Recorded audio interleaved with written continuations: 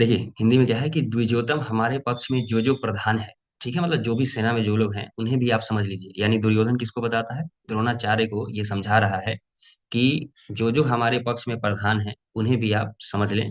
आपको जानने के लिए मेरी सेना के जो जो नायक हैं उनको कहता हूं, मतलब कि वो द्रोणाचार्य को बेसिकली अपने गुरु को बता रहा है। ठीक है, कि जो जो पक्ष में है हमारे उनको आप समझ लीजिए। ठीक है, अब यहाँ पे जो शब्द है ना उसमें थोड़ा ध्यान दीजिएगा। द्विजोतम किसको कहते हैं? ठीक है, इस शब्द का जो अर्थ है वो क्या होता है? तो जो आदमी, जो इंसान अपने से परमात्मा को भिन्न मानता है, ठीक है, मतलब अलग मानता है, उसको द्विज, यानी उसके मन में हमेशा दो कैरेक्टर शो होगा ही। ठीक है, कि एक हम है और एक परमात्मा है। तो ये जो द्वंद है जीवन का, ये सबके मन में है कि हम और भगवान जो है वो अलग अलग है। तो यहाँ पे द्विज की बात की गई है। ठीक है, द्विज का मतलब द्वि का मतलब क्या हो गया कि जो परमात्मा को अपने से अलग मानता हो। ठीक है, यही बात कृष्ण जो कहते हैं अर्जुन को समझाते हैं कि परमात्मा जो है वो कहीं अलग नहीं है। ठीक है ना, ये बात ध्यान रखिएगा। इसीलिए कृष्ण कहते भी हैं, खुद को ही संबोधित करते हुए कहते हैं कि पर्वतों में मैं सुमेरु हूँ। ठीक है, और योगियों में मैं शंकर हूँ। ये बात खुद कृष्ण जो है वो कहते हैं गीता में।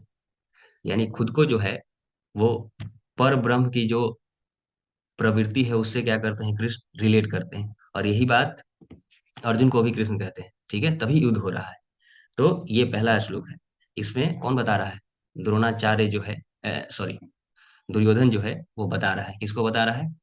द्रोणाचार्य को। अब आगे कहता है द्रोणाचार्य को ही कि आप पितामह भीष्म, कर्ण, ठीक है, और रण विजयी कृपाचार्य, अश्वत्थामा, विकर्ण, ये सब जो भी लोग हैं, ये बेसिकली हमारे सेना में है। एक मिनट होल्ड कीजिएगा। हेलो। हाँ।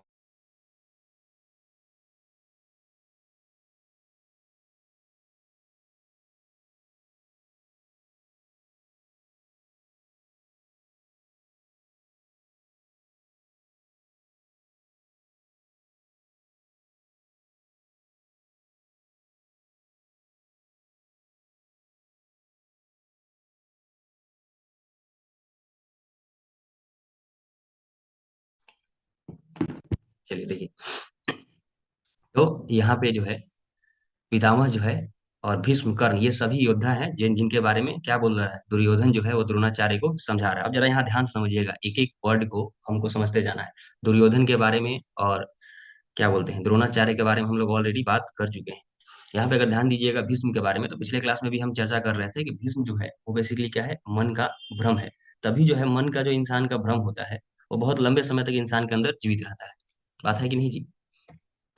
तो इंसान का जो भ्रम है वो जब तक इंसान मरता नहीं है तब तक उसको किसी ना किसी चीज का भ्रम जो है वो घेरे रहता है। ये बात हम लोग पिछले क्लास में चर्चा कर चुके हैं। अब देखिए आगे बढ़ते हुए क्या कहता है, और भी जितने भी योद्धा हैं उनके बारे में बेसिकली जो दुर्योधन है वो बता रहा है कि इनके सिवा और भी बहुत से सूरवीर हैं, मेरे लिए प्राण देने को तैयार है। ठीक है, यानी कि इसके साथ जो भी योद्धा हैं वो बेसिकली क्या है, प्राण देने के लिए तैयार है। यहाँ पे जरा समझिएगा, जब भी इंसान बहुत एग्रेसिव होता है किसी चीज के लिए, यानी जब वो बहुत ईगोइस्टिक होता है पर्सन, तो वो फिर ये नहीं देखता है कि सामने क्या अच्छा हो रहा है और क्या बुरा हो रहा है। वो बस कर डालने की इच्छा में हमेशा रहता है, पर उसका जो रिजल्ट है वो बहुत बेनिफिशियल नहीं आता है। तो यहाँ पे बोल रहा है ना कि इनके सिवा अन्य भी बहुत से सूरवीर हैं जो प्राण देने के लिए तैयार है। उनको पता नहीं है किस लिए प्राण दे रहे हैं, क्या वो जो युद्ध है उनमें वो सही पोजीशन में है भी या फिर नहीं है। ऐसे ही हमारा ईगो होता है, अहंकार जो है इंसान का, उसको भी यही लगता है कि हम जो कर रहे हैं एट इंस्टेंट ऑफ टाइम वो बिल्कुल सही कर रहे हैं।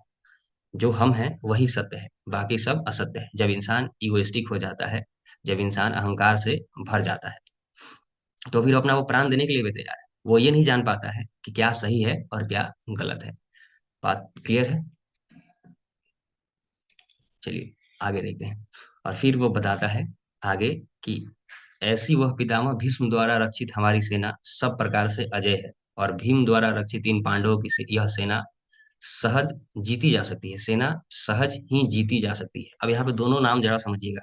जो दुर्योधन है वो भीष्म को और भीम को सेंटर में रख के युद्ध को सोच रहा है। ठीक है, तो भीष्म को अपने तरफ से क्यों रख रहा है? क्योंकि भीष्म क्या है, भ्रम है। इंसान का भ्रम जब तक जीवित रहता है, ठीक है, तब तक वो सेंटर में खुद को ही रखता है। और जब इंसान का भ्रम खत्म होता है, लेकिन भ्रम इंसान का कब खत्म होता है, जब वो अगर नहीं, जो जगा हुआ इंसान है, जो अपने धर्म को नहीं जानता है, तो वो मरने के बाद ही उसका भ्रम खत्म होता है। इसीलिए देखिएगा कि पूरे जो युद्ध है महाभारत का, उसमें जो ये भीष्म जो है वो मृत्यु शैया पे लेटे हुए हैं, वो लास्ट में मरते हैं। इसीलिए भीष्म को यहाँ पे भ्रम कहा गया है।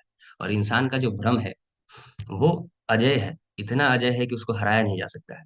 ठीक है, अब आप भी अपने पे रिलेट कर सकते हैं इन चीजों को, कि हर किसी को कुछ ना किसी चीज का भ्रम है ही, चाहे वो अच्छी चीजों का हो, चाहे वो बुरी चीजों का हो। भ्रम किसी भी चीज का गलत ही है। ठीक है, क्योंकि इंसान का जो भ्रम है उसको वो कार्य करने के लिए प्रेरित करता है जो काम उसको नहीं करना चाहिए। ठीक है, तो यहाँ पे क्या है कि भीष्म द्वारा रक्षित सेना। ठीक है, ये तो क्लियर है। अब अगला पॉइंट है भीम के द्वारा, यानी कि जो सामने है, जो दुर्योधन है, वो भीम को देख रहा है। लेकिन आप जब गीता पढ़िएगा तो पूरा कहानी किस पे है, अर्जुन को कृष्ण जो है, श्री कृष्ण जो है वो ज्ञान दे रहे हैं। यानी कि अगर आप पूरे कहानी को अगर आप ऊपर से देखिएगा तो आपको पता चलेगा कि जो नायक है वो कौन है, अर्जुन है और श्री कृष्ण है। लेकिन यहाँ पे दुर्योधन के नजर में जो नायक है वो भीम है। क्योंकि बहुत गहरे तल पे अगर जाइएगा तो दुर्योधन और भीम का जो दशा है, बहुत गहरे तल पे अंदर में वो दोनों सेम ही है। क्योंकि दुर्योधन इतना जानता है कि अगर युद्ध के लिए कोई बहुत तैयार होगा तो वो भीम ही होगा। ठीक है, आप भीम के कैरेक्टर को जानते हैं महाभारत में, तो उसको हमको बताने का जरूरत नहीं है कि भीम जो है वो किसी भी चीज के लिए तैयार है, तत्पर है हमेशा। वो ज्यादा सोचेंगे नहीं, अगर युद्ध करना है तो वो करेंगे। ठीक है, लेकिन अर्जुन के बारे में दुर्योधन अच्छे से जानता है कि अर्जुन जो है वो बुद्धिमान व्यक्ति है, ठीक है, विवेकशील व्यक्ति है। तो जब भी इंसान के अंदर बुद्धि होगा, ठीक है, तो वो हमेशा युद्ध करने से बचेगा। आप किसी भी इंसान को देख लीजिएगा, जो इंसान बहुत विवेकशील होता है वो ज्यादा युद्ध के चक्कर में नहीं लगता है, क्योंकि उसके मन में द्वंद आ जाता है। ठीक है, हमेशा उसके मन में क्या पैदा होता है, द्वंद पैदा होता है। इसीलिए अर्जुन जो है युद्ध छोड़ के भागने के लिए भी तैयार था। ठीक है, लेकिन जो दुर्योधन को ये नहीं पता है, क्योंकि स्टार्टिंग में हर इंसान को लगता है कि जो भी हम कर रहे हैं वो सब चीजें मेरे ही फेवर में होगा। और ये 90% लोगों की प्रॉब्लम है कि हम जो है स्टार्टिंग के जीवन के बहुत कम फेज को देख के आकलन कर लेते हैं। जैसे दुर्योधन युद्ध के शुरुआत में ही आकलन कर रहा है कि जो सेंटर में होगा वो कौन होगा, भीम होगा, ना कि अर्जुन होगा। क्योंकि उसको पूरा भरोसा है कि अर्जुन तो युद्ध का मैदान छोड़ के भी भाग सकता है, लेकिन भीम नहीं भागेगा। ठीक है, लेकिन ये शुरुआती आकलन है। अगर आप पूरा कहानी जानते हैं तो आपको अच्छे से पता है कि कौन हीरो है कहानी का। अब यहाँ पे आपके मन में भी द्वंद क्या होता है कि हम जब कोई चीज करते हैं, कोई भी काम को स्टार्ट करते हैं, तो हम अपने हिसाब से कहानी शुरू में बना लेते हैं। ठीक है, हम बहुत अंत तक नहीं देख पाते हैं कि कोई काम कर रहे हैं हम, तो उसका अंत क्या होगा। ठीक है, हम स्टार्टिंग में ही कहानी बना के रख लेते हैं कि ऐसा ऐसा ऐसा होगा। पर जीवन में आप जैसा चाहते हैं वैसा आपके हिसाब से तो नहीं होगा। ठीक है, ये तय है। और आपने जितना भी अभी तक जो भी किया होगा, आप देख भी पाते होंगे कि अगर 2 दिन आपके हिसाब से हो गया है तो तीसरे दिन आपके हिसाब से नहीं होने वाला है। ठीक है, लेकिन फिर भी हमारे हमको एक फ्री विल मिलता है हर इंसान को, कि वो स्वतंत्र है कि वो जो चाहता है कर ले। यानी कि परमात्मा भी आपको इतनी फ्रीडम देता है कि आप जितना हाथ पैर मारना है आप मार लीजिए। ठीक है, हर किसी को। लेकिन अंत में आप थकिएगा ही, क्योंकि आप सिर्फ युद्ध का स्टार्टिंग पड़ाव देख रहे हैं, आप अंत देख ही नहीं पा रहे हैं। और जो व्यक्ति अंत देख लिया है, ठीक है, वो फिर युद्ध के चक्कर में ज्यादा नहीं रहेगा। ठीक है, और जो व्यक्ति अंत देख लिया तो उसको पता है कि कौन हीरो है। तो दुर्योधन का यहाँ पे प्रॉब्लम यही है कि दुर्योधन जो है वो पहले भाग को देख रहा है, लेकिन वो रख रहा है अपने जैसे ही इंसान। ठीक है, वो ऐसा नहीं है कि वो अर्जुन को रख रहा है, क्योंकि वो जानता है कि अर्जुन जो है युद्ध छोड़ के भागेगा, क्योंकि अर्जुन बुद्धिमान व्यक्ति है, वो युद्ध से बचेगा। लेकिन दुर्योधन को ये नहीं पता है कि जब इंसान बहुत बुद्धिमान होता है, ठीक है, और बहुत विवेकशील होता है, तो वो द्वंद्व तो उसके मन में पैदा हो सकता है, लेकिन एक अज्ञात शक्ति उसको हमेशा संरक्षण करता ही है। जो व्यक्ति बहुत बुद्धिमान होगा, जो सोच समझ के कोई काम करता है कि कोई काम सही है या फिर गलत है, उसका आकलन करके करता है, तो हमेशा अज्ञात परमात्मा उसके साथ होते हैं। और यहाँ पे अर्जुन के साथ कौन है, श्री कृष्ण है। जैसे ही अर्जुन युद्ध से भागना स्टार्ट करता है, श्री कृष्ण उसको रोकते हैं। ठीक है, फिर श्री कृष्ण क्या करते हैं, ज्ञान देना प्रारंभ करते हैं कि युद्ध तो करना ही पड़ेगा, क्योंकि कर्म से आप कभी भाग नहीं सकते हैं, चाहे जैसा भी करो। ठीक है। चाहे वो भक्ति योग हो, ज्ञान योग हो, कोई भी योग हो, कोई भी कर्म हो, आपको उससे भागना नहीं पड़ेगा। ठीक है। क्योंकि देखो, कोई भी इंसान हो, चाहे कितना भी हाथ पैर मार ले, अंत में वो परमात्मा के तलाश में ही जाएगा। और ये बात उतना ही सच्चाई है। ठीक है। क्योंकि आप सिर्फ जीवन का बहुत शुरुआती फेज देखते हैं, कि इतना हम जानते हैं, उससे ज्यादा आप अंत देख नहीं पाते। तो आप जब भी अपने लाइफ में जब बहुत पीक पे इंसान होता है, तो उसको लगता है कि जो हम कर रहे हैं, जो हम प्लानिंग कर रहे हैं, वो बिल्कुल सही है। ठीक है। लेकिन जैसे ही वो इंसान वो डाउनफॉल में आता है अपने, तब उसको समझ में आता है कि ये सारा जो प्लानिंग है, जैसा हम सोचे थे वैसा तो हुआ ही नहीं। और फिर वो डिप्रेशन में जाता है। पर वहीं पे एक अज्ञात शक्ति होता है जो आपको हमेशा बचाता है, हमेशा बचाता है, और जो आपको समय समय पे वो क्या बोलते हैं, टिकरिंग जो है, वो टिक टिक टाइमिंग देता रहता है कि आप जो है संभल जाइए, अभी भी मौका है। ठीक है। अपने आप को सौंप दीजिए। जैसे एक बड़ा सुंदर कहानी है कि जैसे नदी जो बाढ़ आता है गांव में, ठीक है, तो दो तिनके जो है, ऐसे समझिएगा, बहुत संक्षिप्त में बता रहे हैं, दो तिनके जो है वो पानी में बहते हैं। तो एक तिनका जो है उसमें से वो एक किनारे पे जाके अटक जाता है, और वो कहता है कि हम तो अब नहीं बहेंगे, और पानी को भी हम बहने नहीं देंगे। यानी कि वो सोच रहा है कि हम नदी को रोक के खड़े हैं। ठीक है। कि नदी को भी हम जाने नहीं देंगे। और वो एक जगह अटका हुआ है। और एक तिनका जो है वो फ्लो कर रहा है, नदी जैसे फ्लो कर रहा है, वैसे फ्लो कर रहा है। और वो भी ये जानता है, वो भी ये मान के चल रहा है कि नदी को हम बहा रहे हैं। ठीक है। वो भी जो है वो मान के चल रहा है कि नदी को जो है हम बहा रहे हैं, हम समुद्र में जाके मिला देंगे। लेकिन जो दूसरा वाला तिनका है, उसमें अच्छाई ये है कि वो नदी के प्रवाह के साथ बह रहा है, यानी कि परमात्मा के प्रवाह के साथ वो कंटिन्यूअसली बह रहा है। भले वो ये मान के चल रहा है, ठीक है, कि हम जो है उस फ्लो को ले जा रहा है, परंतु वो फ्लो के साथ बह रहा है। ठीक है। लेकिन दूसरे वाले कंडीशन में क्या है कि वो खुद को एक जगह अटकाए हुए है, और उसमें बहुत उसको कष्ट होगा, पीड़ा होगा, क्योंकि वो चाहता है कि अपने फ्री विल पे हम क्या कर लें, चीजों को हैंडल कर लें। पर जरूरी नहीं है कि आपके फ्री विल पे ही हर चीज होगा, तो उसमें आपको कष्ट होगा। इसीलिए क्या बोलते हैं, ये जब भी इंसान बहुत चीजों को अपने हिसाब से बेंड करना चाहता है ना, तो उसके हाथ में कुछ मिलता नहीं। ठीक है। इसीलिए गो विद द फ्लो, जो भी ये बोला है बहुत ठीक है, नदी के प्रवाह में बहते रहिए, ज्यादा खुद से दिमाग ना लगाइए। खुद से दिमाग ना लगाने का मतलब ये नहीं है कि बिल्कुल सोचिए नहीं बैठ जाइए। ठीक है। बहुत देखिए, हर चीज को बड़ा ध्यान से समझिएगा, इसका हर चीज का दोहरा मीनिंग हो सकता है। आप अगर आलसी व्यक्ति हैं, यानी कि आप में अगर तामसिक प्रवृत्ति ज्यादा है, तो आप उसको दूसरे तरीके से भी ले सकते हैं कि अब तो कुछ करना ही नहीं है, बैठ जाना है। पर यहाँ पे मतलब मेरा ये है, सिर्फ इतना कहना है कि प्रवाह के साथ, परमात्मा के साथ आप बहिए। ठीक है। क्योंकि अंत आपका वही है। आप जो कर्म कर रहे हैं उसको अपने हिसाब से करते रहिए। ठीक है। और भरोसा रखिए अज्ञात परमात्मा पे कि जो अंत होगा वो सही ही होगा, अगर आप सही के साथ हैं। अगर नहीं हो रहा है, इसका मतलब कहीं ना कहीं आप जो है वो बिगर पिक्चर नहीं देख पा रहे हैं। आप सिर्फ एक स्मॉलर पिक्चर को ही देख के डिसाइड कर रहे हैं कि आपके जीवन में क्या होगा। ठीक है। आप बहुत बड़ा पिक्चर नहीं देख पा रहे हैं। जैसे दुर्योधन जो है, वो बहुत अंत को नहीं देख पा रहा है, वो सिर्फ स्टार्टिंग के फेज को ही देख रहा है जीवन के, वो बहुत ज्यादा पीछे नहीं जा पा रहा है। क्लियर है इतना सबको? किसी को कोई दिक्कत एक बार बता दीजिए।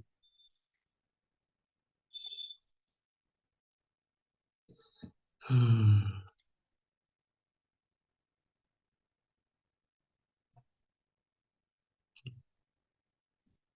चलिए, ठीक है।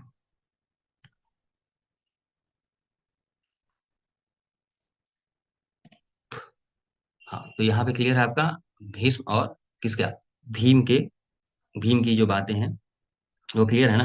अच्छा, किसी के मन में कोई सवाल है तो पूछ लो, अभी ही पूछ लो। इससे रिलेटेड कोई अगर डाउट हो तो अभी ही पूछ लो, 2 मिनट देते हैं हम। अगर नहीं है तो बता दीजिए कि हाँ, जिसको भी पूछना है।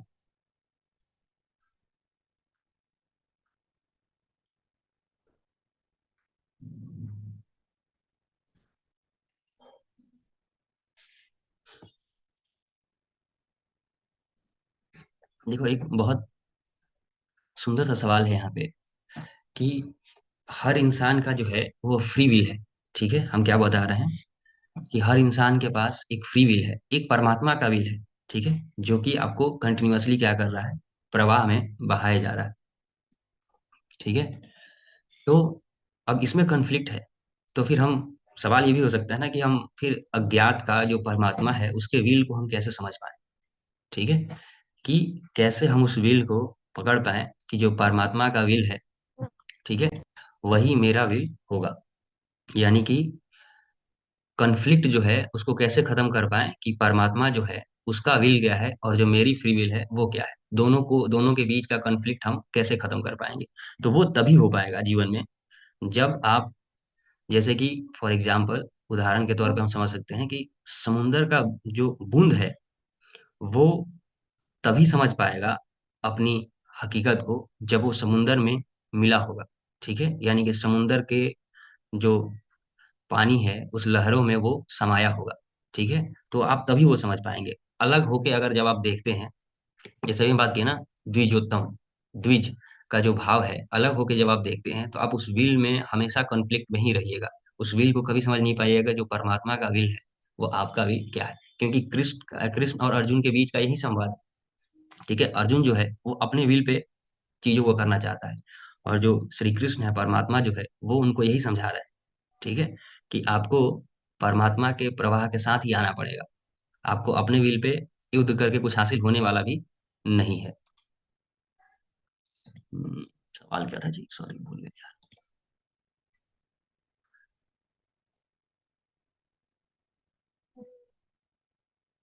आपको देखना क्या है भाई? ठीक है ना, सवाल तो ये है ना कि देखना क्या है। कंफ्यूज मत हुई, ठीक है ना, थोड़ा सा यहाँ पे समझिएगा अपने आप को, ज्यादा कंफ्यूजन में नहीं जाने की जरूरत है। समझना सिर्फ आपको इतना ही है कि जीवन में आप जो चीजों को हैंडल करना चाहते हैं उसको जरा देखिए, एक बार परखिए कि क्या हम जो चीजें हैंडल करना चाहते हैं वो मेरे बस का है भी कि नहीं। क्योंकि आपका कंट्रोल सिर्फ और सिर्फ अपने कर्म पे है। ठीक है, आपका कंट्रोल जो उसका मिलेगा आपको, जो भी फ्रूट आपको मिलेगा, जो फल है, उस पे आपका कभी से कंट्रोल नहीं है।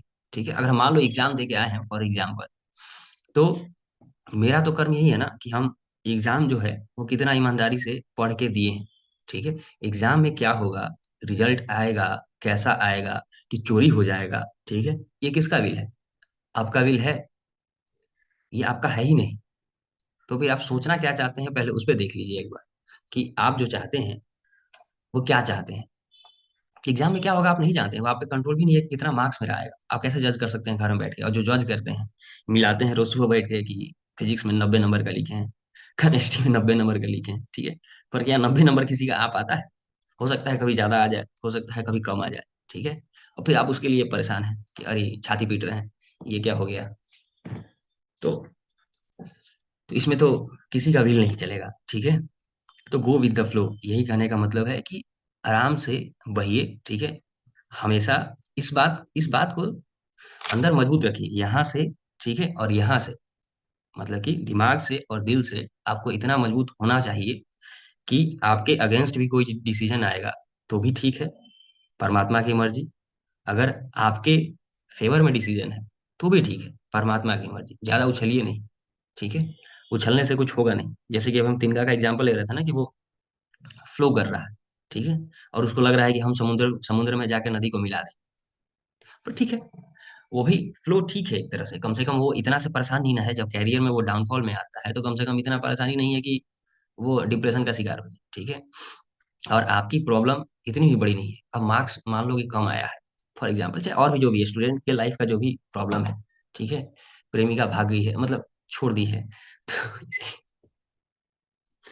तो तो कुछ हो नहीं सकता है, उसमें आप कुछ कर भी नहीं पाइएगा। ठीक है, कुछ भी हो रहा है जो भी, पेरेंट्स अच्छे से बात नहीं करते हैं, ठीक है, ये हमसे अच्छे से बात नहीं करते, वो ऐसा नहीं होता, ठीक है, मेरे पास ये चीज़ का कमी है, वो लगेगा। ठीक है, एक बहुत सुंदर एग्जाम्पल है कि मान लीजिए फॉर एग्जाम्पल, हाँ कहाँ गए, मान लीजिए कि हम ये पेन है, इस पेन को लेके हम खड़े हैं बहुत देर तक, बिल्कुल इसी पोजीशन में 10 घंटा 20 घंटा, इस पेन का वजन मुश्किल से 2 ग्राम 20 ग्राम जो भी होगा। ठीक है, लेकिन अगर हम बिल्कुल हाथ ऐसे सीधा करके इसको अगर हम 10 घंटे तक खड़े रहेंगे ना, तो ये हमको 2 टन का लगेगा। अगर ये हाथ स्ट्रेट करके हम खड़े रहें, बिल्कुल हिल डुल ना करें, तो ये हमको 10 टन का लगेगा। पर क्या ये एक्चुअल में 10 टन का है? ठीक है, सवाल ये है।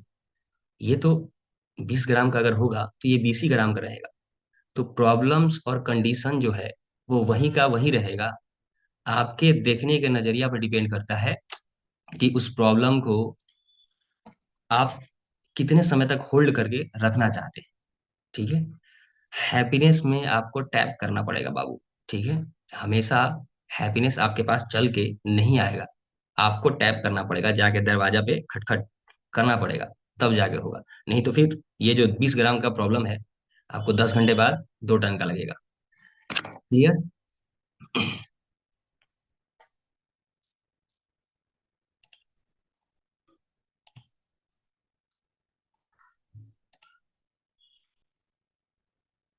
चलिए आगे चलते हैं। देखिए अगला जो श्लोक है, यहाँ पे भीष्म और भीम को बता रहा है। कौन? दुर्योधन। अगले श्लोक में बोलता है, इसीलिए सब मोर्चों पर अपनी अपनी जगह स्थित रहते हुए आप लोग सबके सब भीम की ही सब ओर से रक्षा करें। अब यहाँ पे जरा ध्यान दीजिएगा, अगले श्लोक में क्या कहता है दुर्योधन, कि आप लोग भीम का रक्षा करें। ठीक है, भीष्म का, सॉरी, भीष्म की रक्षा करें। यदि भीष्म जीवित हैं तो हम अजय हैं, इसीलिए आप पांडवों से न लड़कर केवल भीष्म की ही रक्षा करें।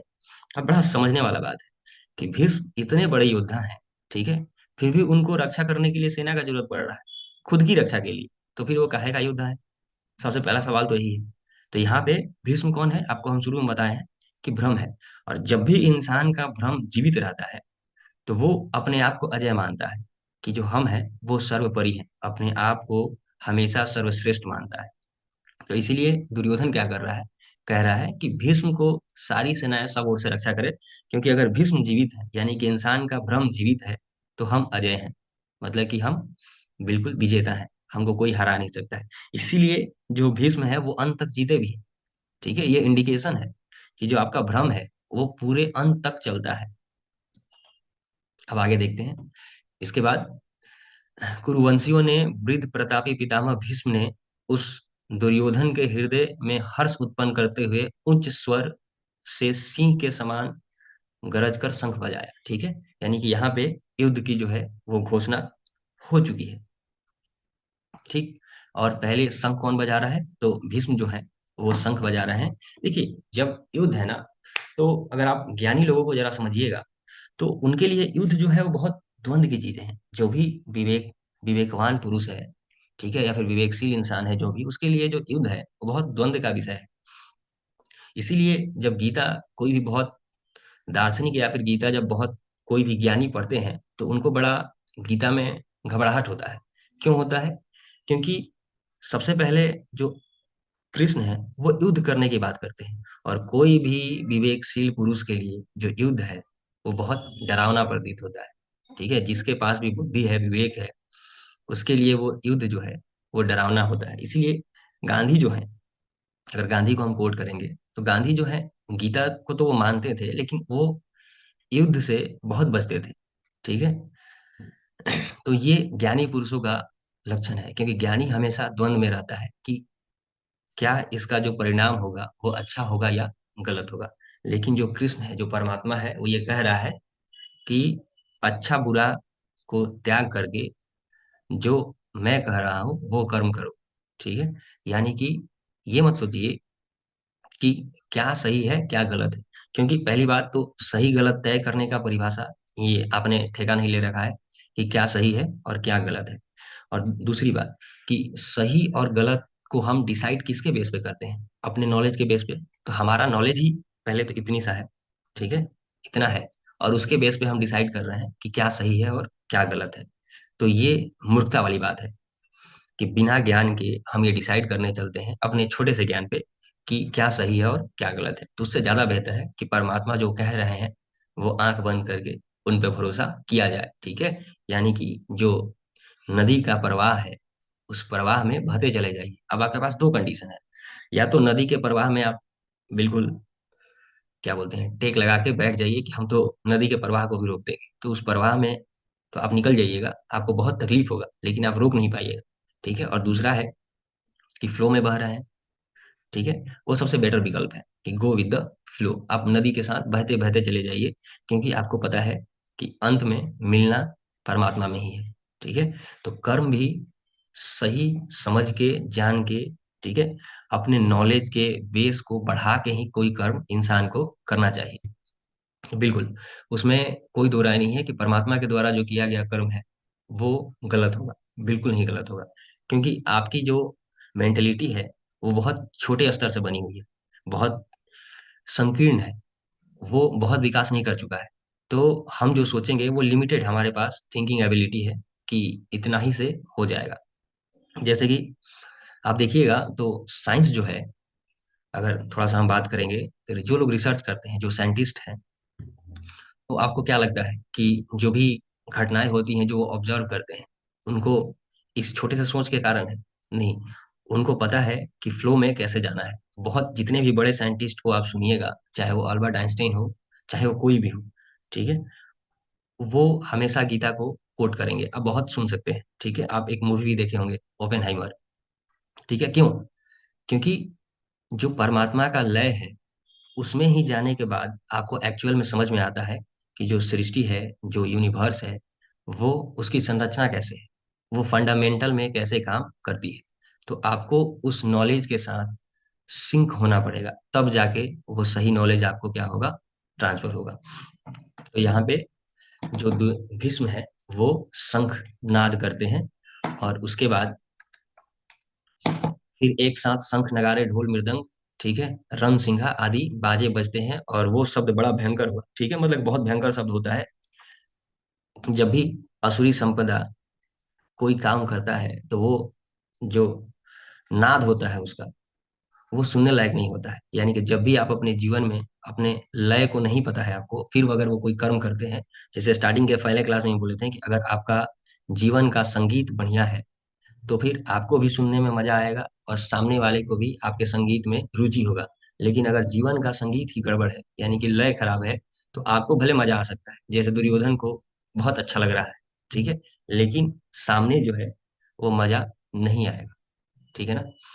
उसके बाद है, फिर सफेद घोड़े से युक्त बड़े भारी रथों से बैठे हुए श्री कृष्ण और अर्जुन भी अलौकिक शंख बजाएं। अब यहाँ से जो है हम क्लास को कल से स्टार्ट करेंगे। यहाँ से श्री कृष्ण और अर्जुन का जो शंखनाद है, उसके बाद से हम लोग कल से क्लास को स्टार्ट करेंगे। किसी का कोई अगर सवाल है तो वो पूछ सकता है।